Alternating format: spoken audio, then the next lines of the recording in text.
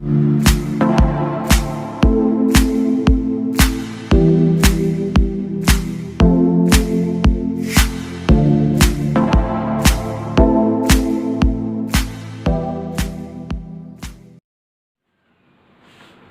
Students, अपनी last video में discuss किया था मैंने कुछ टर्म्स के बारे में, और वो टर्म्स रिलेटेड थी about the solution of electrolytes, and those terms are resistance, conductance, electrical conductivity. और इस वीडियो में मैं डिस्कस करूँगा कुछ ऐसे फैक्टर्स के बारे में जो इलेक्ट्रोलाइटिक कंडक्शन को अफेक्ट करेंगे। तो electrolytic conductance of solution of electrolyte को अफेक्ट करने के लिए कौन कौन से फैक्टर रेस्पॉन्सिबल होंगे उनको डिस्कस करेंगे। लेकिन सबसे पहले मैं डिस्कस करूँगा इलेक्ट्रिकल कंडक्टेंस। तो हमें पता होना चाहिए इलेक्ट्रिकल कंडक्टेंस है क्या। तो इलेक्ट्रिकल कंडक्टेंस को समझने के लिए हमें ये पता होना चाहिए कि जब भी हम किसी इलेक्ट्रोलाइट को किसी सॉल्वेंट में जैसे वाटर में हम ऐड करते हैं, then that electrolyte undergo dissociation, and on dissociation they produces cations and anions in solution. और जब उस सॉल्यूशन में से हम करंट पास करते हैं, then these cations and anions move towards their respective electrodes. Respective electrode means cations move towards cathode and anions move towards anode. और जब ये cations और anions अपने respective electrode के पास पहुंच जाते हैं, उनके बाद उनमें कुछ चेंजेस आते हैं जिनको हम बोलते हैं primary and secondary changes. And in primary changes these cations and anions neutralize by oxidation and reduction reactions. तो यहाँ हम डिस्कस करेंगे कुछ ऐसे फैक्टर्स के बारे में जो इलेक्ट्रिकल कंडक्टेंस को अफेक्ट करेंगे। लेकिन उससे पहले हमें पता होना चाहिए कि वो इलेक्ट्रिकल कंडक्टेंस है क्या। तो इलेक्ट्रिकल कंडक्टेंस को समझते हैं पहले। Electrical conductance of solution of an electrolyte is the ease with which the ions of electrolyte moves in solution towards their respective electrodes। तो इलेक्ट्रिकल कंडक्टेंस किसी इलेक्ट्रोलाइट के सॉल्यूशन की रिप्रेजेंट करती है कि कितने आसानी से जो उसके आयंस होंगे वो उस सॉल्यूशन में मूव करेंगे जब उस सॉल्यूशन में इलेक्ट्रिकल करंट को हम पास करेंगे। तो इलेक्ट्रिक करंट को पास करने के लिए किसी इलेक्ट्रोलाइट के सॉल्यूशन के आयंस जितना आसानी से मूव करते हैं, जितना इजीली वो उस सॉल्यूशन में मूव करेंगे, उतनी ही ज़्यादा उस सॉल्यूशन ऑफ इलेक्ट्रोलाइट की इलेक्ट्रिकल कंडक्टेंस होगी। तो इलेक्ट्रिकल कंडक्टेंस क्या है? इलेक्ट्रिकल कंडक्टेंस रिप्रेजेंट करती है उस ईज को जिसके कारण उसके आयंस उस सॉल्यूशन में आसानी से मूव कर जाते हैं अपने रेस्पेक्टिव इलेक्ट्रोड्स की तरफ जब हम उस सॉल्यूशन में से इलेक्ट्रिक करंट पास करते हैं। तो आइए चलिए डिस्कस करते हैं कुछ ऐसे फैक्टर्स के बारे में जो किसी इलेक्ट्रोलाइट के सॉल्यूशन की इलेक्ट्रिकल कंडक्टेंस को अफेक्ट करते हैं। तो our first factor is type of electrolyte और नेचर ऑफ इलेक्ट्रोलाइट। तो हमने पहले भी डिस्कस किया है एक बार कि दो तरह के इलेक्ट्रोलाइट्स होते हैं।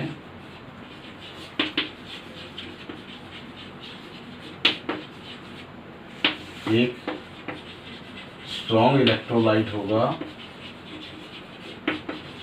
और दूसरा होगा वीक इलेक्ट्रोलाइट। और स्ट्रॉन्ग इलेक्ट्रोलाइट का कंप्लीट डिसोसिएशन होगा और उस कंप्लीट डिसोसिएशन से large number of ions are produced. तो हमें बहुत ज़्यादा आयंस मिल जाते हैं उस सॉल्यूशन में, और हमें पता है कि greater the number of ions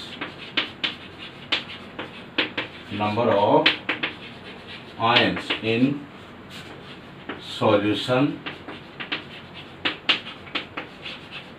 higher will be their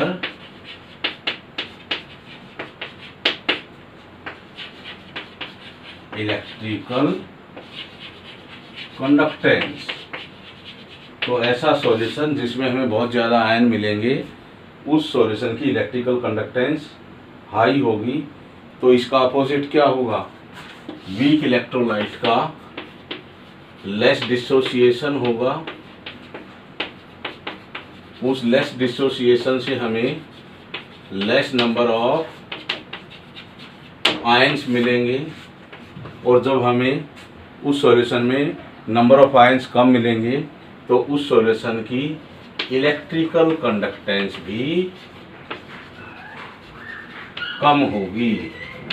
तो उस सॉल्यूशन की इलेक्ट्रिकल कंडक्टेंस भी कम होगी।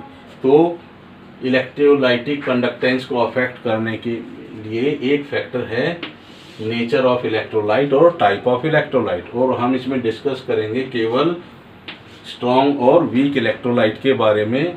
और जो स्ट्रॉन्ग इलेक्ट्रोलाइट होगा उससे हमें बहुत ज़्यादा आयंस मिलेंगे, जिसके कारण वही आयंस रेस्पॉन्सिबल होंगे उस सॉल्यूशन की हाई इलेक्ट्रिकल कंडक्टेंस के लिए। लेकिन वीक इलेक्ट्रोलाइट में हमें लेसर नंबर ऑफ आयंस मिलेंगे due to their less dissociation, और जब उस सॉल्यूशन में नंबर ऑफ आयंस कम होंगे तो उस सॉल्यूशन की इलेक्ट्रिकल कंडक्टेंस भी कम होगी। और next factor is nature of solvent. So the second factor is nature of solvent. जो सॉल्वेंट का नेचर होगा वो भी किसी इलेक्ट्रोलाइट के सॉल्यूशन की इलेक्ट्रिकल कंडक्टेंस को अफेक्ट करता है। अब हमारे पास दो तरह के सॉल्वेंट होते हैं, non polar solvent and other is polar solvents. तो नॉन पोलर सॉल्वेंट्स और पोलर सॉल्वेंट्स। तो नॉन पोलर सॉल्वेंट्स में जब हम किसी इलेक्ट्रोलाइट को ऐड करते हैं इसके अंदर, तो उसका डिसोसिएशन नहीं होता। So no dissociation takes place. तो उस इलेक्ट्रोलाइट का डिसोसिएशन नहीं होगा, और उसकी डिसोसिएशन ना होने के कारण no ions are produced, due to which that solution do not conduct electricity। तो जब भी हम किसी इलेक्ट्रोलाइट को किसी नॉन पोलर सॉल्वेंट में ऐड करते हैं तो उस इलेक्ट्रोलाइट का डिसोसिएशन नहीं होगा। इलेक्ट्रोलाइट के डिसोसिएशन ना होने के कारण उस सॉल्यूशन में आयंस का प्रोडक्शन नहीं होगा, और जब उस सॉल्यूशन में आयन ही नहीं होंगे तो उस सॉल्यूशन की इलेक्ट्रिकल कंडक्टेंस भी नहीं होगी। लेकिन यहाँ इसके जो अपोजिट नेचर है पोलर सॉल्वेंट्स का, और जब हम किसी पोलर सॉल्वेंट्स में किसी इलेक्ट्रोलाइट को ऐड करेंगे, ऐड करने से इस इलेक्ट्रोलाइट का डिसोसिएशन हो जाएगा, और डिसोसिएशन होने के कारण उस सॉल्यूशन में ions are produced. In that solution the ions are produced and these ions are responsible for electrical conductance of that solution। तो जब इस सॉल्यूशन में हमें आयंस मिलेंगे, so that solution conduct electricity। तो किसी इलेक्ट्रोलाइट के इलेक्ट्रिकल कंडक्टेंस, उसके सॉल्यूशन की इलेक्ट्रिकल कंडक्टेंस को नेचर ऑफ सॉल्वेंट भी अफेक्ट करता है। अगर हम उस इलेक्ट्रोलाइट को नॉन पोलर सॉल्वेंट में ऐड करते हैं तो उसका डिसोसिएशन नहीं होगा, डिसोसिएशन नहीं होगा तो उसमें आयंस भी प्रोड्यूस नहीं होंगे, और जब उस सॉल्यूशन में आयंस ही नहीं होंगे तो उस सॉल्यूशन की इलेक्ट्रिकल कंडक्टेंस भी नहीं होगी। लेकिन इसके अपोजिट नेचर वाला जो अपना पोलर सॉल्वेंट है, और polar solvent helps in dissociation of electrolytes into ions, so ions are produced and ions are responsible for electrical conductance of solution, so उस सॉल्यूशन में जिसमें आयंस होंगे उसी सॉल्यूशन की इलेक्ट्रिकल कंडक्टेंस होगी, और जिसमें नहीं होंगे उस सॉल्यूशन की इलेक्ट्रिकल कंडक्टेंस नहीं होगी। तो इसके लिए जैसे हम कार्बन टेट्राक्लोराइड एक नॉन पोलर सॉल्वेंट है, उसमें अगर किसी इलेक्ट्रोलाइट AB या NaCl को अगर हम ऐड कर देते हैं तो उसका डिसोसिएशन नहीं होगा। लेकिन अगर पोलर सॉल्वेंट अगर हम वाटर ले लेते हैं, वाटर में इस NaCl का डिसोसिएशन हो जाएगा और वहाँ से हमें Na+ और Cl- आयंस मिलेंगे, और उसी इन्हीं आयंस के कारण उस सॉल्यूशन की इलेक्ट्रिकल कंडक्टेंस होगी। तो हम देख चुके हैं कि जो नेचर ऑफ सॉल्वेंट है that also affect the electrical conductance of solution of electrolyte. और third factor is solvation of ions. तो सॉल्वेशन ऑफ आयंस को समझने के लिए सबसे पहले हमें ये पता होना चाहिए कि जो सॉल्वेशन ऑफ आयंस है क्या। So solvation of ions is an attractive interaction between the ions of electrolyte and the molecules of solvent.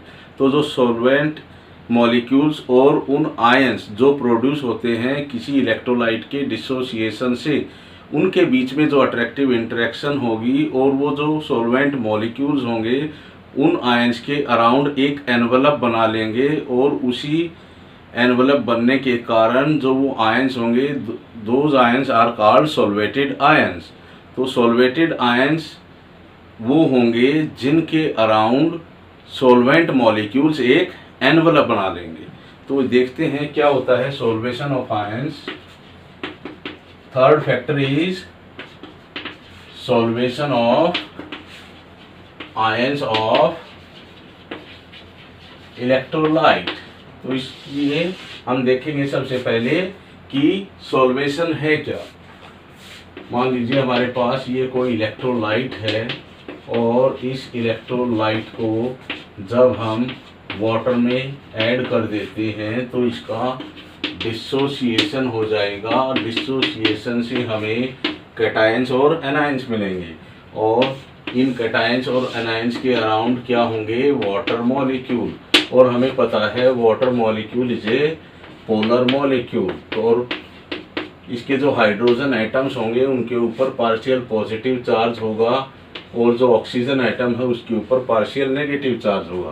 तो इन कैटायंस की तरफ ये नेगेटिव एंड अट्रैक्ट होंगे वाटर मॉलिक्यूल्स के, और इन एनायंस की तरफ ये पॉजिटिव एंड अट्रैक्ट होंगे उन वाटर मॉलिक्यूल्स के, और इन कैटायंस और एनायंस के अराउंड एक एनवलप बन जाएगा इस तरह से -2 डेल्टा नेगेटिव,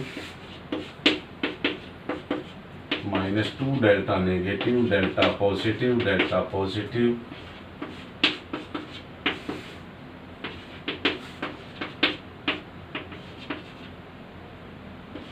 इसी तरह से।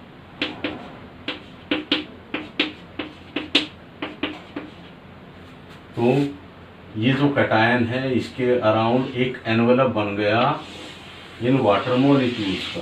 तो इस तरह से जो एनवलप बनना है that process is called solvation of ions. इसी तरह से जो एनायंस होंगे एनायंस का भी सॉल्वेशन हो जाएगा बाय वाटर मॉलिक्यूल्स। तो इनका जो पॉजिटिव एंड होगा वो इसकी तरफ अट्रैक्ट हो जाएगा। तो इस तरह से हम क्या बता सकते हैं कि जो कैटायंस और एनायंस होंगे उनकी तरफ जो सॉल्वेंट वाटर मॉलिक्यूल्स हैं they are attracted and these ions get solvated. अब बात आएगी कि सॉल्वेशन से क्या इफेक्ट पड़ेगा किसी इलेक्ट्रोलाइट के सॉल्यूशन की इलेक्ट्रिकल कंडक्टेंस पर। तो जितना ज़्यादा सॉल्वेशन होगा आयंस का, उतना ही ज़्यादा बड़ा साइज होगा सॉल्वेटेड आयंस का, और वो जो बिग सॉल्वेटेड आयंस होगा उसको उस सॉल्यूशन में मूव करना उतना ही ज़्यादा मुश्किल हो जाएगा। जब वो सॉल्यूशन में वो आयंस मूव ही नहीं करेंगे तो उस सॉल्यूशन की इलेक्ट्रिकल कंडक्टेंस हमेशा कम मिलेगी। तो इससे क्या रिजल्ट निकलता है, greater the solvation of ions of electrolyte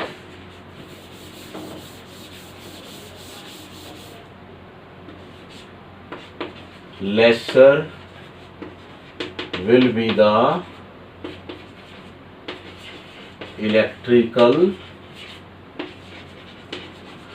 conductance of that solution of electrolyte. तो एक ऐसा इलेक्ट्रोलाइट जिसकी आयंस का ज़्यादा सॉल्वेशन होगा, तो उन आयंस का जो सॉल्वेटेड आयंस होंगे उनका लार्ज साइज हो जाएगा। लार्ज साइज होने के कारण these solvated ions experience difficulty in moving in solution, और जब वो सॉल्यूशन में मूव करने में उनको डिफिकल्टी आएगी तो उस सॉल्यूशन की इलेक्ट्रिकल कंडक्टेंस भी कम होगी। तो ऐसे कुछ इलेक्ट्रोलाइट जिनके आयंस का सॉल्वेशन कम होगा तो उसकी इलेक्ट्रिकल कंडक्टेंस ज़्यादा होगी, और ऐसे इलेक्ट्रोलाइट जिनके आयंस का सॉल्वेशन बहुत ज़्यादा हो जाता है उस इलेक्ट्रोलाइट के सॉल्यूशन की इलेक्ट्रिकल कंडक्टेंस कम होगी।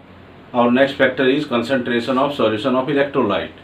तो जो इलेक्ट्रोलाइटिक सॉल्यूशन है उसकी कंसंट्रेशन उस सॉल्यूशन की इलेक्ट्रिकल कंडक्टेंस को कैसे अफेक्ट करती है, आइए देखते हैं। तो फोर्थ है concentration of solution of electrolyte. तो किस तरह से ये अफेक्ट करेगी इलेक्ट्रिकल कंडक्टेंस को। तो greater the concentration of solution of electrolyte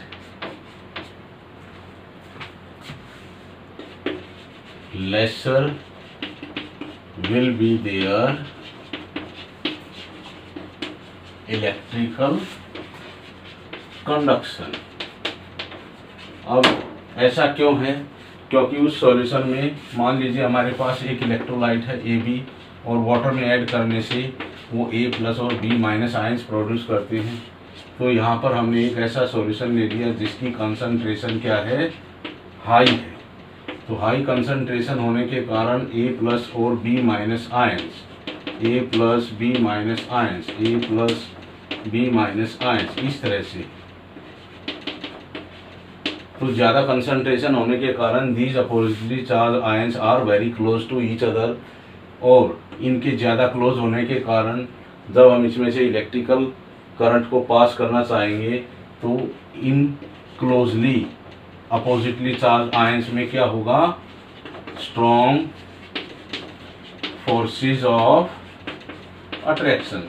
strong forces of attraction क्यों होगा इन आयंस के बीच में, क्योंकि ये आयंस क्या है, एक दूसरे के बहुत ज़्यादा क्लोज हैं, और इस स्ट्रॉन्ग फोर्सेस ऑफ अट्रैक्शन के कारण ये एनायन इस एनायन को मूव नहीं करने देगा, और ये कैटायन इस एनायन को मूव नहीं करने देगा, जिसके कारण उस सॉल्यूशन ऑफ इलेक्ट्रोलाइट की इलेक्ट्रिकल कंडक्टेंस कम हो जाती है। लेकिन अगर हम इस हाई कंसंट्रेटेड सॉल्यूशन को अगर हम यहाँ पर डाइल्यूट कर देते हैं, डाइल्यूट करने से क्या होगा, वॉल्यूम ज़्यादा हो जाएगा सॉल्यूशन का, और जो ये अपोजिटली चार्ज आयंस हैं ये एक दूसरे से बहुत ज़्यादा दूर हो जाएंगे। अब ज़्यादा दूर होने के कारण जो इनके बीच में वीक फोर्सेस ऑफ अट्रैक्शन होगा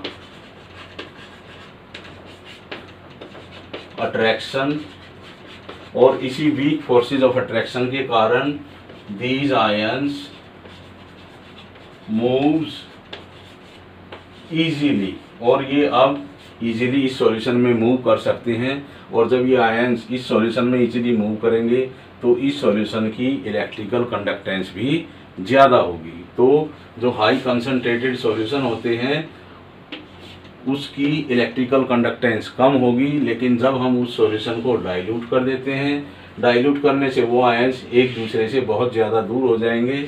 ज़्यादा दूर होने के कारण उनके बीच में फोर्सेज ऑफ अट्रैक्शन वीक हो जाएगा, और इसी वीक फोर्सेज ऑफ अट्रैक्शन के कारण now these ions are able to move freely in solution, and when they moves freely in this solution, so these ions conduct more electric current in themselves.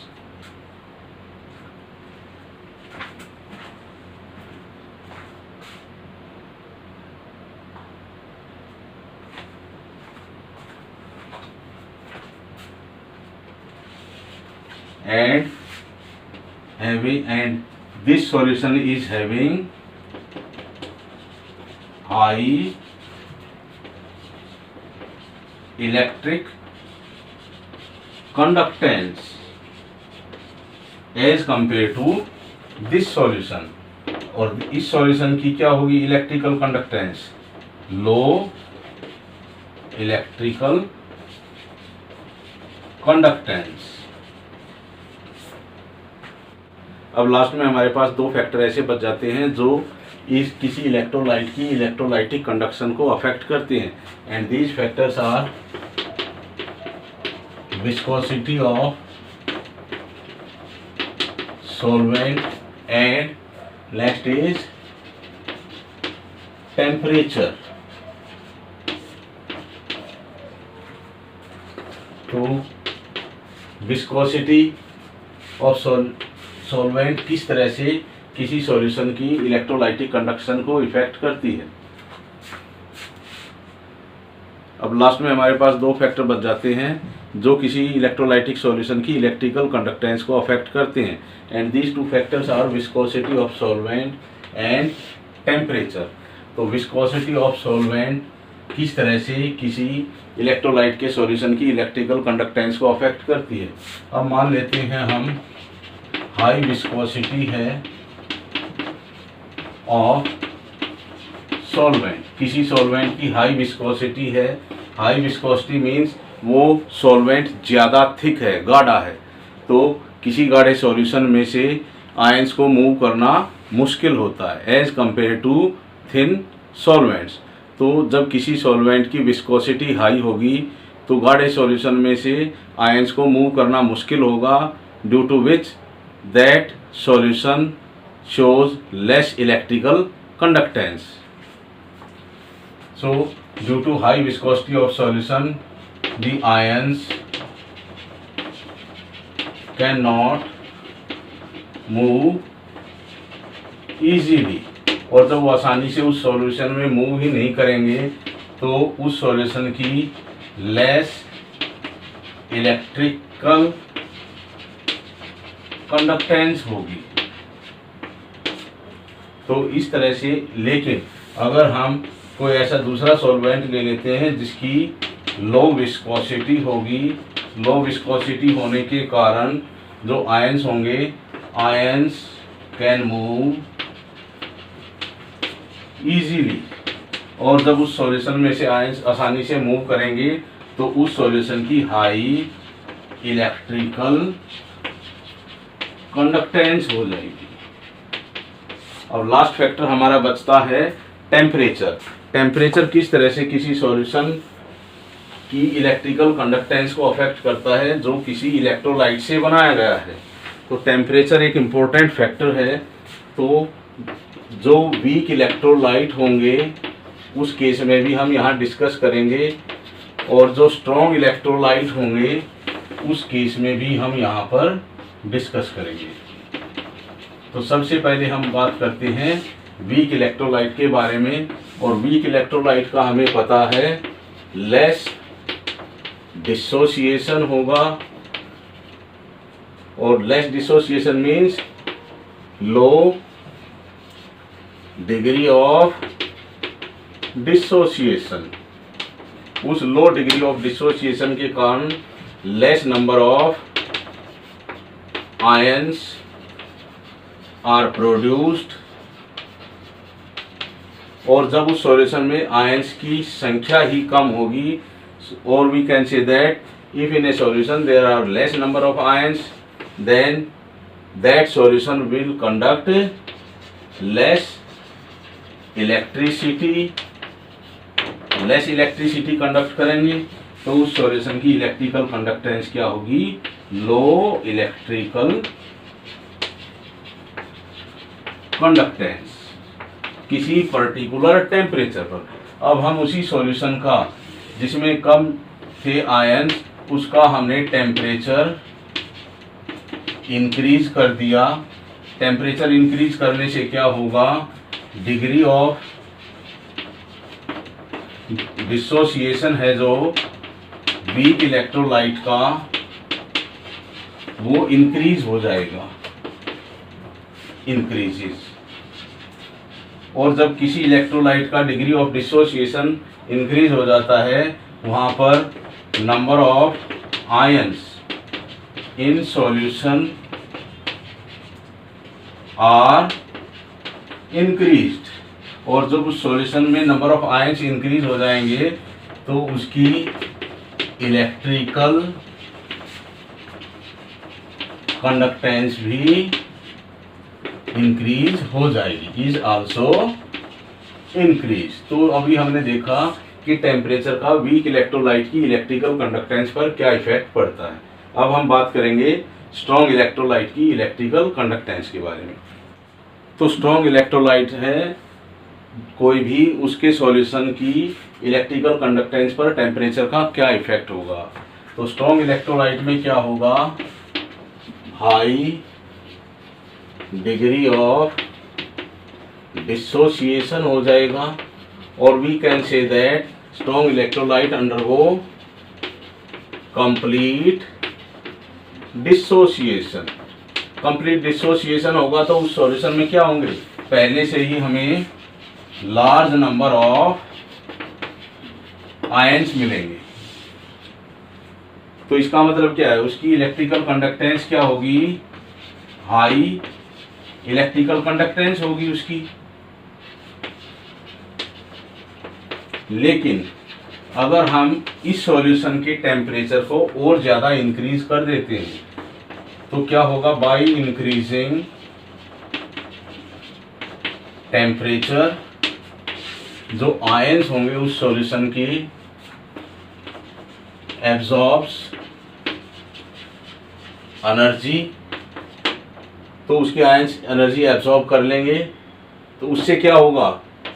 Kinetic energy of ions increases. तो उन ions की जब kinetic energy increase हो जाएगी, so these ions moves fast in solution, और वो ions क्या करेंगे? उस सॉल्यूशन में फास्टली मूव करेंगे, और उस फास्ट मूवमेंट ऑफ आयंस के कारण उस स्ट्रॉन्ग इलेक्ट्रोलाइट की इलेक्ट्रिकल कंडक्टेंस इंक्रीज हो जाएगी। So the electrical conductance is increased. और ये कैसे इंक्रीज हुई है? जब हमने उस स्ट्रॉन्ग इलेक्ट्रोलाइट के सॉल्यूशन का टेम्परेचर इंक्रीज किया है, और टेम्परेचर इंक्रीज करने से उन आयंस की काइनेटिक एनर्जी इंक्रीज हो जाएगी, और वही रेस्पॉन्सिबल होगी उसकी इंक्रीज इलेक्ट्रिकल कंडक्टेंस के लिए। तो अभी